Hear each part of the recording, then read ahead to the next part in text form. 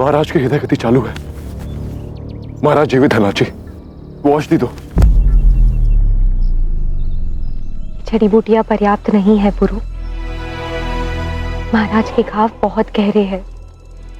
इनका उपचार केवल एक अनुभवी वैद्य कर सकता है। हमें कुशल और अनुभवी वैद्य की आवश्यकता है।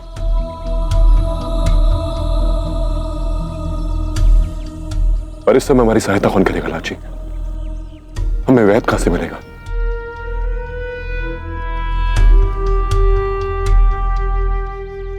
एक व्यक्ति है। हाँ पुरु, एक व्यक्ति है जो महाराज बमनी के प्राण बचा सकता है। वो तक्षशिला विश्वविद्यालय के प्रखंड आचार्य हैं। प्रखंड आचार्य।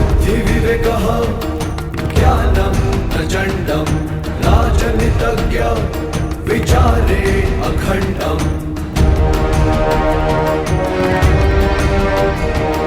बुद्धि विवेकः ज्ञानम प्रचंडम राजनीतज्ञ विचारे अखंडम गुणे गुण निधानम रणनीति चतुरम मनैः मंत्रणाच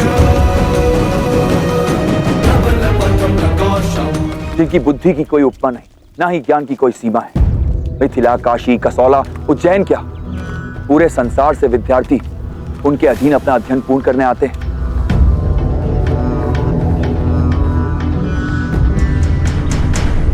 तो वेद वेदांगों में प्रवीण, गणित, अर्थशास्त्र, खगोल विद्या, चिकित्सा, शस्त्र विद्या, युद्ध नीति, संगीत या नीति, हर क्षेत्र में उनसा दक्ष कोई नहीं। राजा हो या व्यवसायी, सन्यासी हो या संसारी, सभी उनसे मार्गदर्शन लेने के लिए दूर दूर से आते हैं और उनके दिए सुझावों का अनुसरण भी करते हैं। कहां मिलेगा वो व्यक्ति? उनसे भेंट करने के लिए हमें तक्षशिला जाना पड़ेगा।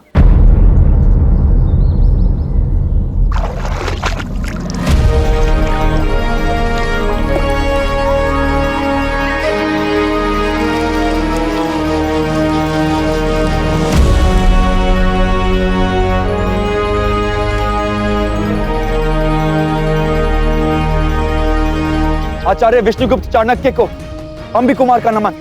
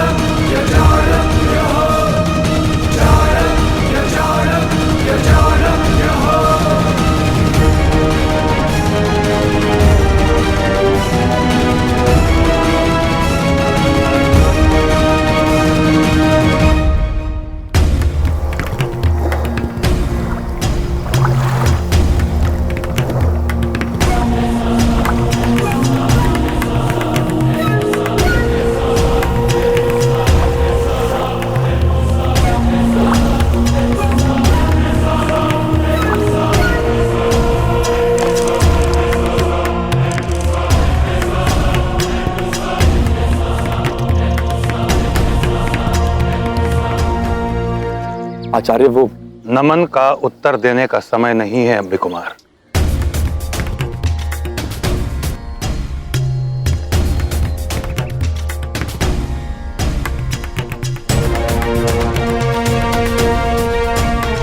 श्वास छोटी पड़ रही है।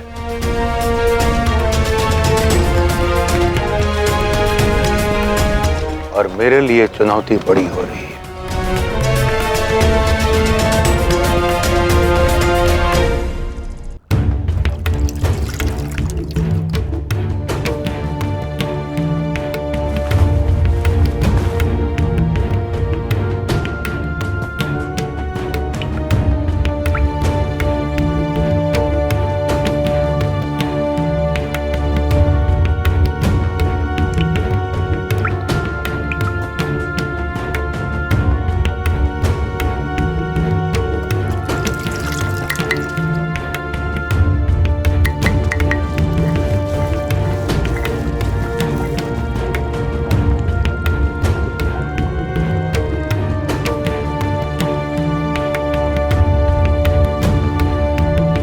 सत्य कल्पना से विचित्र होता है।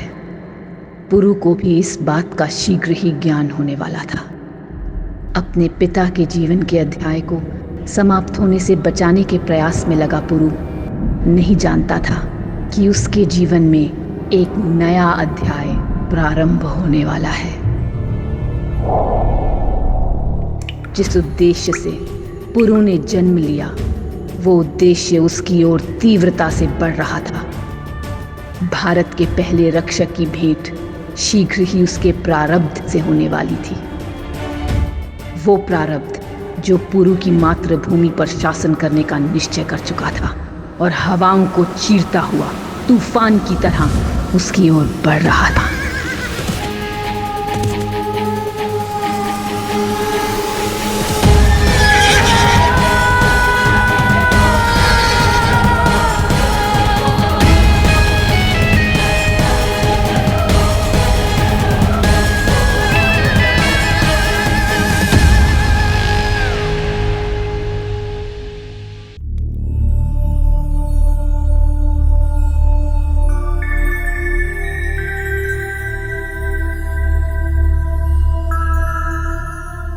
आचार्य जी, महाराज अब कुशल तो है ना?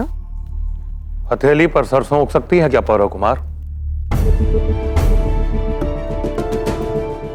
अगर लक्ष्य गंभीर हो तो परिणाम भी समय लेता है।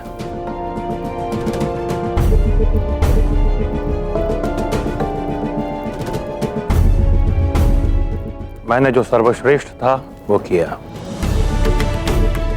मेरी शक्ति से अभी ये जीवित है। अब ये इनकी आत्मशक्ति पर निर्भर करता है कि ये जीवित रहेंगे या नहीं। और आपके वर्षों का अनुभव क्या कहता है आचार्य? यही कि जो भवितव्य है वो घटकर रहेगा। जो नियत है उसे कोई नीति नहीं बदल सकती। भवितव्य तो पौरव राष्ट्र के अराजकता से मुक्ति है आचार्य। भविष्य है अखंड भारत, जिसे मेरे पिता अपनी आंखों से स्वयं देखेंगे। अर्थात यह कि वो कुशल हो जाएंगे।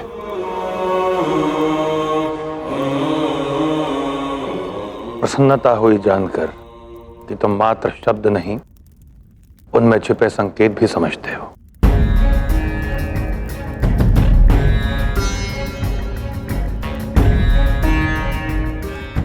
और घाव तो तुम्हें भी लगे।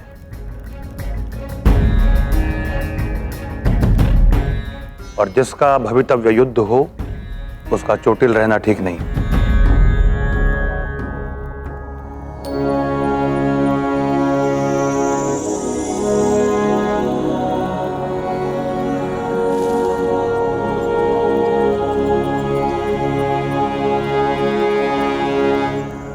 संक्रमण विद्रोह की भांति होता है। तो सही समय पर ना दबाया जाए तो राष्ट्र को खोखला कर देता है। संक्रमण सही समय पर ना रोका जाए तो देह को खा जाता है।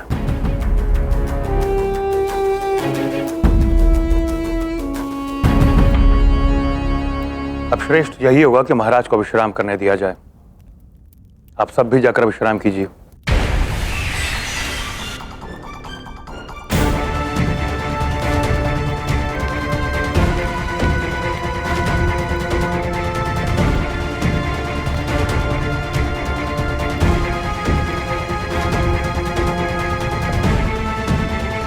आपको यहां देखकर संतोष हुआ आचार्य। निश्चिंत रहो पुरु, महाराज बमनी अब सुरक्षित हाथों में है। संसार भर में आचार्य विष्णुगुप्त से बड़ा कोई चिकित्सक नहीं।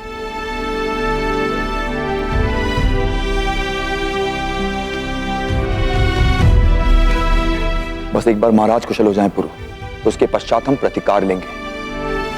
कनिष्क और अमात्य शिवदत्त को उनके किए का दंड अवश्य मिलेगा। नहीं अम्बी,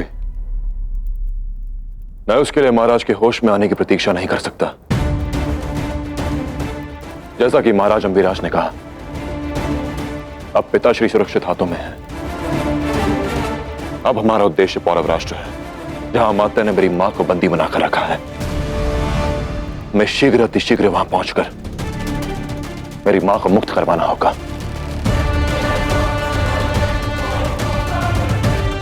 मेरे माता पिता के साथ किए गए कृत्य का प्रतिकार लेना होगा हमें।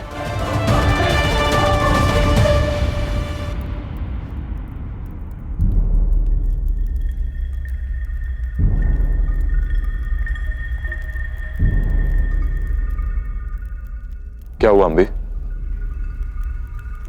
सब कुशल तो है ना?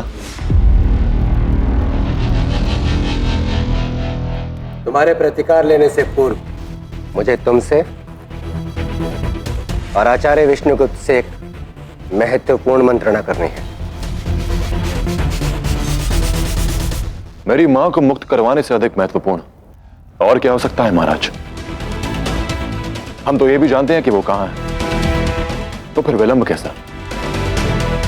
क्या कारण है इस मंत्रण का? अलेक्जेंडर,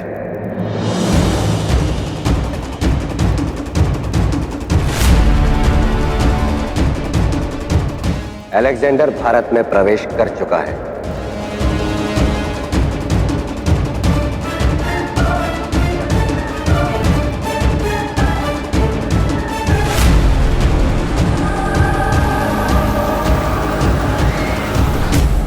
भारत की सरजमी और हमारे कदमों में कितना फासला है फेस्टियन?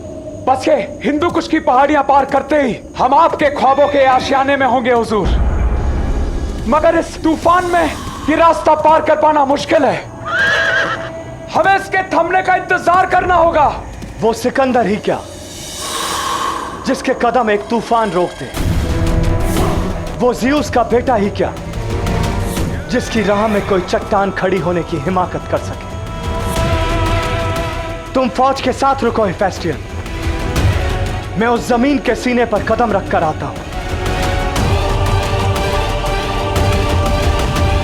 जिसकी वजह से मेरी मां की जिंदगी खौफजदा है।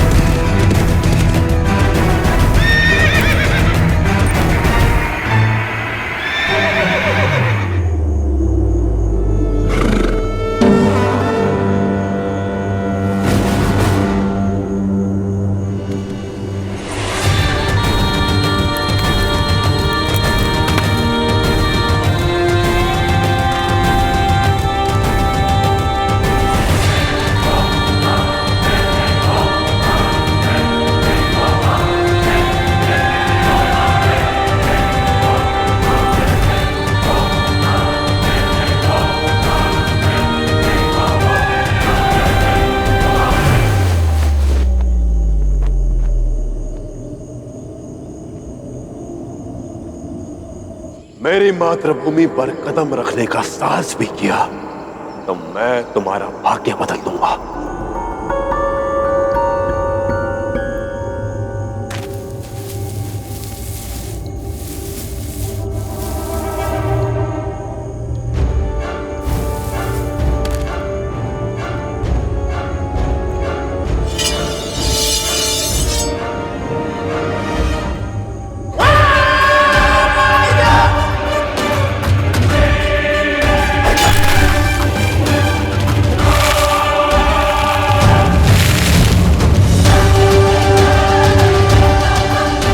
तुम्हारी सरजमी पर मैंने अपने कदम रख भी दिए पोरस, और तुम्हारे मुल्क की माटी को अपने पांव तले रौंद भी डाला।